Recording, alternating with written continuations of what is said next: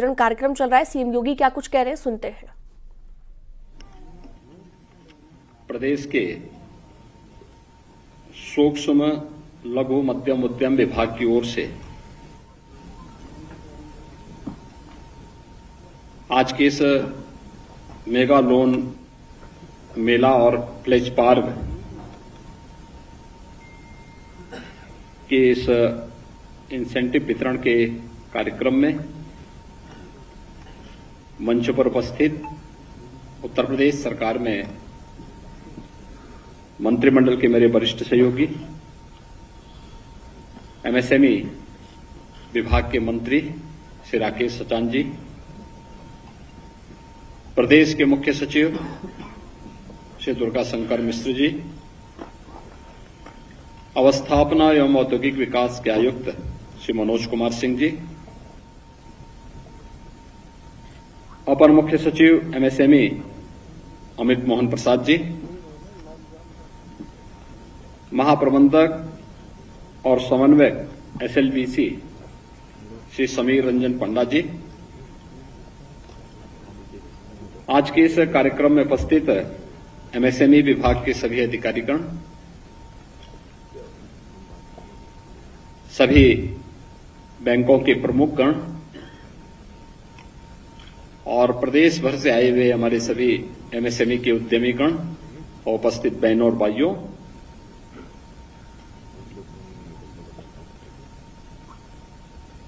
आज यहां पर एक बार फिर से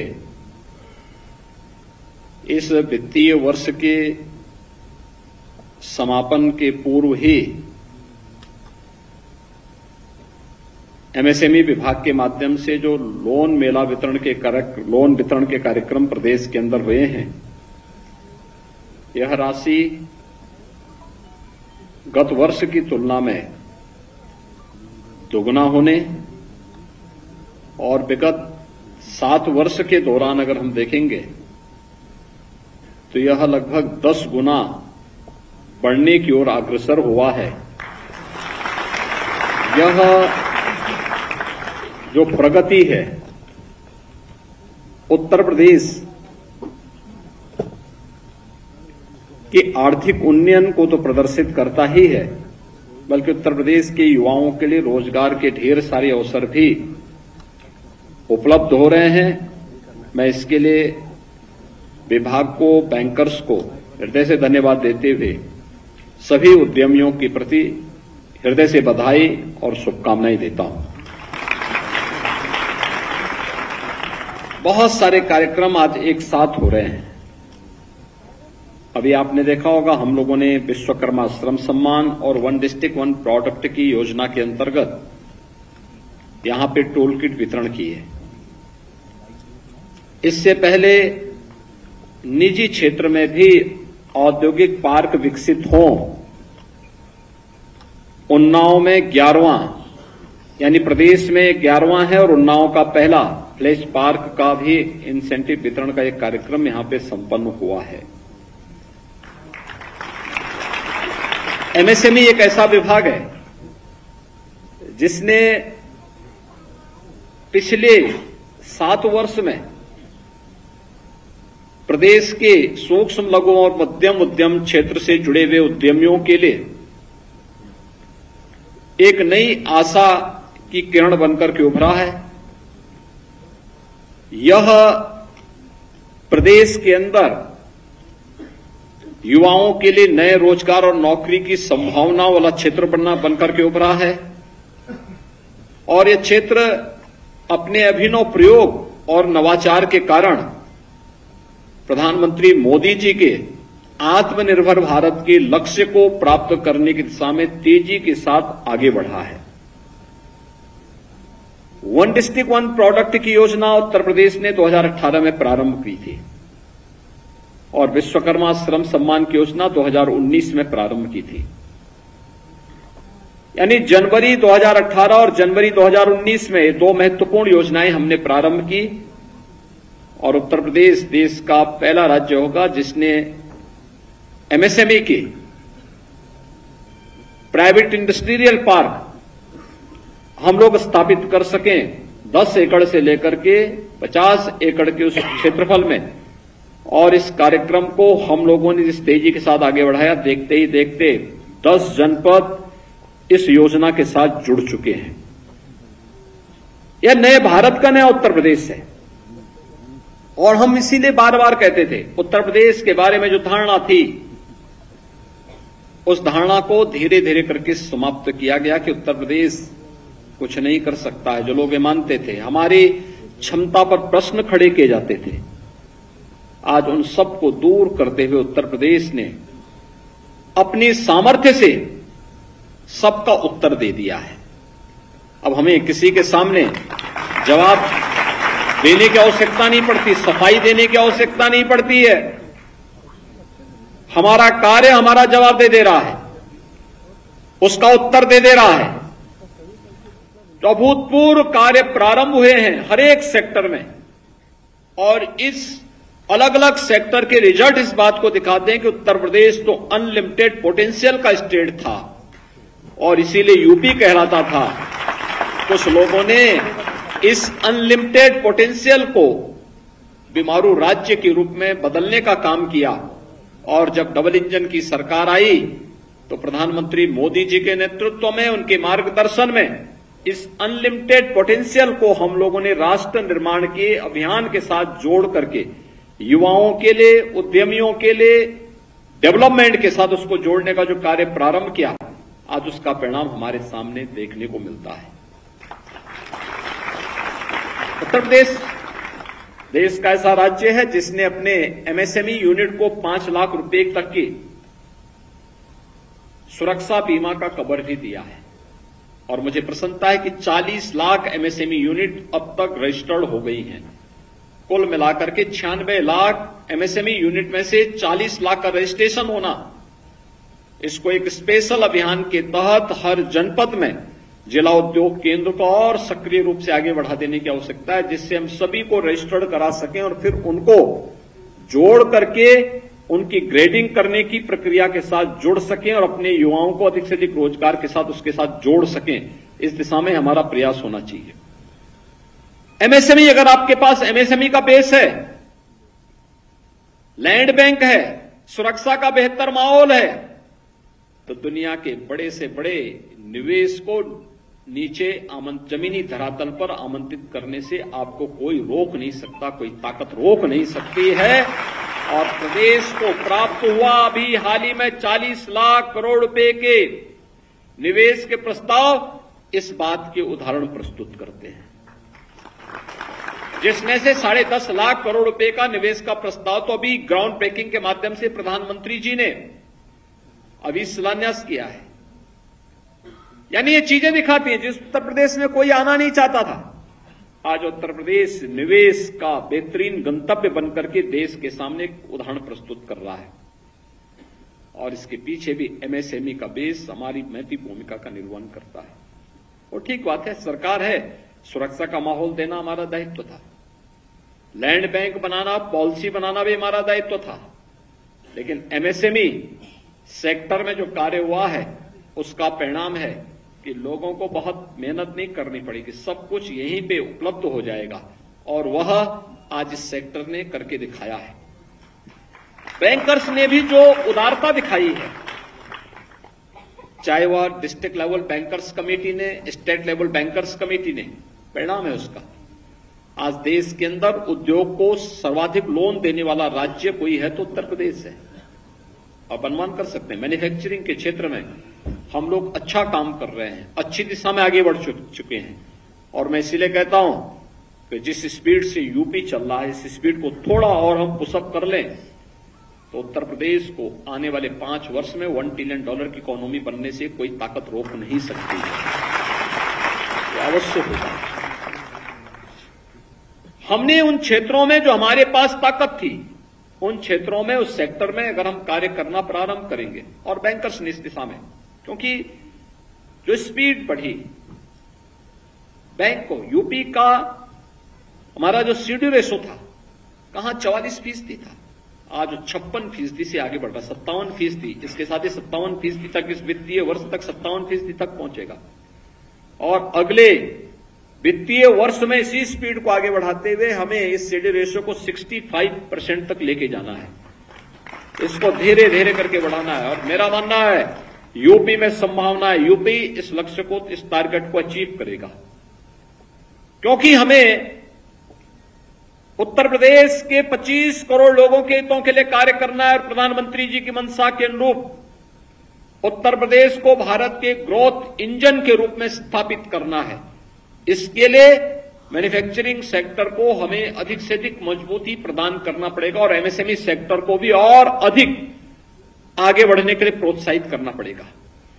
उत्तर प्रदेश ने इसीलिए सीएम युवा के नाम पर अपनी एक नई योजना प्रारंभ की है। एमएसएमई यूनिट लगाने वाला युवा 5 लाख रुपए की तक का लोन ब्याज मुक्त ऋण के रूप में हमने उपलब्ध करवाने का कार्य करेंगे और उसका एक मैकेनिज्म प्रदेश सरकार के द्वारा तैयार करके लागू किया जा रहा है। हम इस संख्या को बढ़ाएंगे, पहले चरण में 5 लाख, फिर वह चुकता हो जाएगा 7.5 लाख करेंगे, फिर वह चुकता हो जाएगा उसको 10 लाख तक पहुंचाएंगे, जिससे प्रदेश में इस सेक्टर की अनंत संभावनाओं को आगे बढ़ा करके देश के मैन्युफैक्चरिंग के सबसे बड़े हब के रूप में हम उत्तर प्रदेश को स्थापित कर सके। प्राइवेट इंडस्ट्रियल पार्क इसका उदाहरण है। पहले निवेश होता था कहां? एनसीआर में। हर एक व्यक्ति आता था, नोएडा, ग्रेटर नोएडा, गाजियाबाद, बहुत हो गया मेरठ, हापुड़, उससे बाहर कोई आना नहीं चाहता था। आज उन्नाव में निवेश करने के लिए आ रहे हैं, हरदोई में, सीतापुर में, बाराबंकी में, ग्रामीण क्षेत्र में, और अभी हमारा जो ग्राउंड ब्रेकिंग हुआ है सभी 75 जनपदों में कुछ न कुछ निवेश जरूर हुआ है। 75 के 75 जनपदों में। ये चीजें दिखाती हैं कि हमारे पास संभावनाएं थी, उन संभावनाओं को जमीनी धरातल पर उतारने के लिए जो प्रयास होने चाहिए थे उसका अभाव था। आज वह सही दिशा में आगे बढ़ा है। हम लोगों ने इस दिशा में कार्य प्रारंभ किया है और ये कार्य इस बात को दिखाते हैं। उसका एक लघु चित्र हमारे सामने देखने को मिला था जब इंटरनेशनल ट्रेड शो हम लोगों ने ग्रेटर नोएडा में आयोजित किया था। इस वर्ष भी होगा, फिर सितंबर 2024 में भी एक इंटरनेशनल ट्रेड शो का आयोजन फिर से हम लोग ग्रेटर नोएडा में आयोजित करने जा रहे हैं। अभी से आप सभी तैयारी करें। प्रदेश के हमारे जितने भी मैन्युफैक्चरर हैं, जितने भी यूनिट्स हैं, जितने भी एमएसएमई यूनिट हैं, वे सभी लोग वहां पे फिर से अपने अपने उत्पाद को ले जाकर के उसको वहां पे डिस्प्ले करें, बताएं लोगों के सामने उत्तर प्रदेश की क्षमता है, उत्तर प्रदेश इस क्षेत्र में आगे बढ़ा हुआ है, ये उत्तर प्रदेश के अंदर मौजूद है, हम उस दिशा में आगे बढ़ें। सीएम इंटर्नशिप की स्कीम को भी हमें लागू करने की तैयारी करनी चाहिए। ये युवाओं को उसके इस कॉलेजेस के दौरान या उसके इंस्टीट्यूशन के दौरान जब वो अध्ययन कर रहा है, जब वो डिग्री ले रहा है, डिप्लोमा कर रहा है, उस दौरान उसके इंटर्नशिप के साथ जोड़ने और आपके पास सस्ता मैन पावर उपलब्ध कराने के साथ साथ प्रधानमंत्री मोदी जी की मंशा के अनुरूप एनईपी के लक्ष्य को प्राप्त करने में भी एक बड़ी भूमिका का निर्वहन करेगा। हमें देश के विकास के बारे में सोचना है और उस दिशा में कार्य करने की दिशा में जो कार्य प्रारंभ हुए हैं, ओडीओपी के सेक्टर में, विश्वकर्मा श्रम सम्मान के क्षेत्र में, अगर हमने अपने हस्तशिल्प को, अपनी कला को, अपने कारीगरों को, उनके हुनर को थोड़ा भी प्रोत्साहित किया तो वे सब कुछ करने की सामर्थ्य रखते हैं, सब कुछ करने की सामर्थ्य रखते हैं। और ये आज हम सबको देखने को मिल रहा है। मैं आज के इस अवसर पर प्रदेश के जिन 2.5 लाख उद्यमियों को ये लगभग 31,000 करोड़ रुपए के लोन वितरित हो रहे हैं, इन सबको मैं बधाई देता हूं। वे समय सीमा के अंदर अपने कार्य को आगे बढ़ा दें और अपने कार्यक्रम को आगे बढ़ाने के साथ ही प्रदेश सरकार से कहीं भी कोई समस्या हो, जिला उद्योग केंद्र के साथ संवाद बनाएं, डिस्ट्रिक्ट एडमिनिस्ट्रेशन के साथ संवाद बनाएं। कोई समस्या होती है तो विभाग के साथ और मुख्यमंत्री कार्यालय के साथ संवाद बनाकर के इन समस्याओं का समाधान करने की दिशा में उनको आगे बढ़ना चाहिए। सरकार उनको पूरा सपोर्ट करेगी। प्रदेश ने इसके साथ ही प्रदेश का 11वां प्लेज पार्क उन्नाव में, आज मैं उन्नाव में ही जा रहा हूं और मुझे प्रसन्नता है कि जाने के पहले हम लोग वहां के एक प्राइवेट इंडस्ट्रियल पार्क को यहां पे उनका चेक भी वितरित किए हैं। मुझे पूरा विश्वास है उन्नाव में यह प्लेज पार्क समय सीमा के अंदर तैयार होकर के अपने भूखंडों का आवंटन करने के साथ साथ वहां पे एमएसएमई की यूनिट लगाने की कार्रवाई को भी तेजी के साथ आगे बढ़ा पाएगा। प्रदेश के अंदर विश्वकर्मा श्रम सम्मान और ओडीओपी योजना के अंतर्गत टूल किट वितरण, उनका प्रशिक्षण होने के साथ ही उन्हें टूल किट वितरण का भी कार्यक्रम आज यहां पे संपन्न हुआ है, फिर से हुआ है। इस प्रक्रिया को हमें और तेजी के साथ, नई टेक्नोलॉजी के साथ, नए तरीके से आगे बढ़ा करके उनकी ग्रेडिंग की प्रक्रिया को भी आगे बढ़ाने की आवश्यकता है। मार्केट की डिमांड क्या है, किस प्रकार की, क्योंकि अब तो मैं देखता हूं कोई पर्व और त्योहार आता है या कोई किसी के यहां जा रहा है, गिफ्ट लेके जा रहा है, चाइना के उत्पाद को हम लोगों ने अपनी मार्केट से एकदम दूर कर दिया है। एमएसएमई यूनिट का परिणाम क्या है? इससे बड़ा राष्ट्रवाद और क्या है? अगर हमारा कारीगर, हमारा हस्तशिल्प और हमारे घर में बना हुआ उत्पाद मार्केट में छा रहा है, हमें उसको प्रोत्साहित करना होगा, प्रेरित करना होगा, उसके लिए एक प्लेटफॉर्म देना होगा।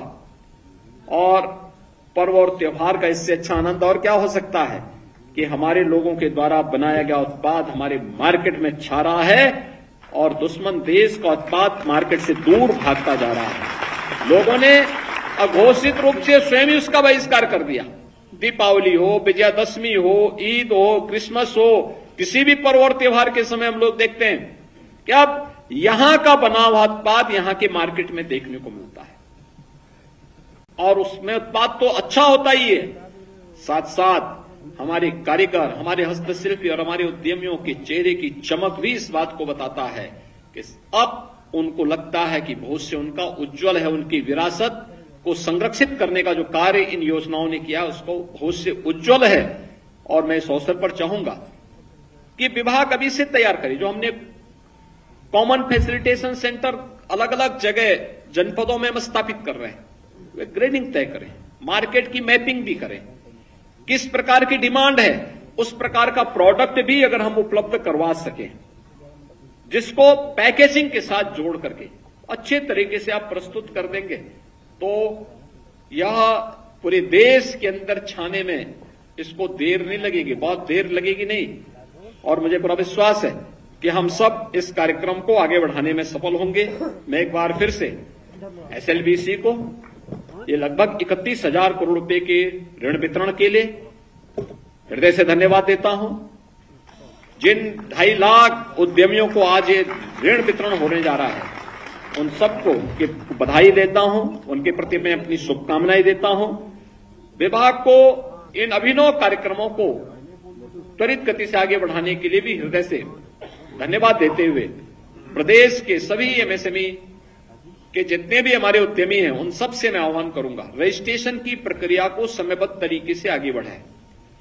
जिला उद्योग केंद्र तेजी के साथ इस कार्यक्रम का अधिक से अधिक प्रचार प्रसार करें और सबको रजिस्टर्ड कर लें, जिससे फिर उनकी ट्रेनिंग के एक विशेष कार्यक्रम को हम आगे बढ़ा सकें, उनके लिए कुछ नयापन, नया सोच सकें। और जो स्कीम शासन की आई है इनको भी हम व्यवस्थित रूप से आगे बढ़ाने का कार्य कर पाएंगे। आज के इस अवसर पर मैं एक बार फिर से आप सबके प्रति अपनी शुभकामनाएं देता हूं। धन्यवाद। जय हिंद। बहुत बहुत धन्यवाद माननीय, आपके प्रेरणादायी उद्बोधन के लिए।